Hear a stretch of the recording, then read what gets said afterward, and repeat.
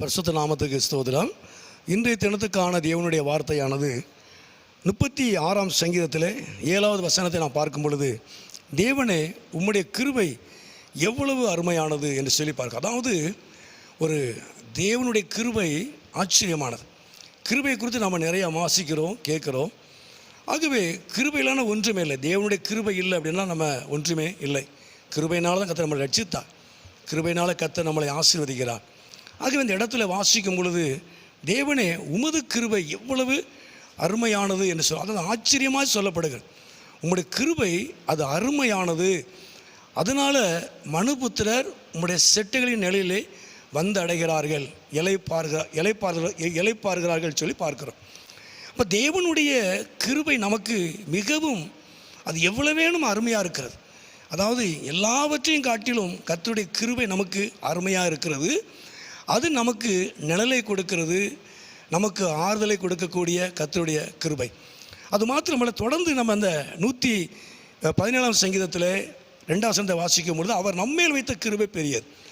2வது, அவர் நம்மேல் வைக்கப்பட்டிருக்கிற கிருபை பெரியது. அதாவது பெரிதான கிருபை, எல்லாவற்றையும் காட்டிலும் பெரிதான கிருபை என்று சொல்லப்படுகிறது.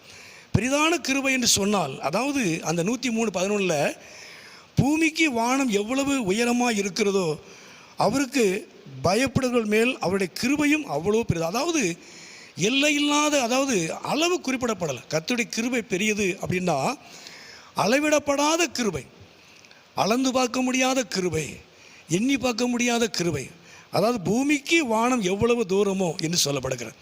அப்போ கர்த்தருடைய கிருபை அந்த அளவுக்கு பெரிதாக இருக்கிறது. நம்மேல் வைக்கப்பட்டிருக்கிற கிருபை அவ்வளவு பெருசு. அதாவது அளவிடப்படாத, எண்ணிக்கைக்கு அடங்காத அவருடைய கிருபை, அந்த பெரிதான கிருபை நம்மேல் வைக்கப்பட்டிருக்கிறது. கர்த்தர் நாமத்துக்கு மகிமை உண்டாவதாக. தொடர்ந்து நாம் கீழே வாசிக்கும் பொழுது, அந்த 94:18 என் கால் சறுக்கும் பொழுது, என் கால் சறுக்கும் போது, அதாவது என் கால் சறுக்குகிறது என்று நான் சொல்லும் பொழுது, என் கால் தடுமாறுகிறது, என் வாழ்க்கை தடுமாறுகிறது என்று நான் சொல்லும் பொழுது, கர்த்தாவே உம்முடைய கிருபை என்னை தாங்குகிறது என்று சொல்லி பார்க்கிறோம். உண்மையாகவே நாட்களில் கர்த்தருடைய கிருபை நமக்கு அருமையானதாய், அதாவது எவ்வளவு வேணும் அது ஆச்சரியப்படத்தக்கதான அருமையான கிருபையாய் இருக்கிறது. நமக்கு ஆறுதலை கொடுக்கக்கூடிய கிருபை, நமக்கு நிழலை கொடுக்கக்கூடிய, இளைப்பாறுதலை கொடுக்கக்கூடிய கர்த்தருடைய கிருபை. 2வது, நம்மேல் வைக்கப்பட்டிருக்கிற கிருபை அளவிடப்படாத கிருபை, எண்ணிக்கைக்கு அடங்காத, அளந்து கூட பார்க்க முடியாத ஒரு பெரிதான கிருபை நம்மேல் வைக்கப்பட்டிருக்கிறது.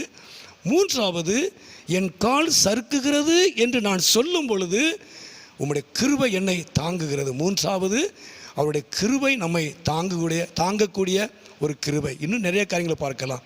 உண்மையாகவே இந்த நாட்களில் அருமையான கர்த்தருடைய கிருபையானது உங்களுக்கு அருமையாக இருக்கும். ஒவ்வொரு நாளும் உங்களை தாங்கி அது நடத்தும்.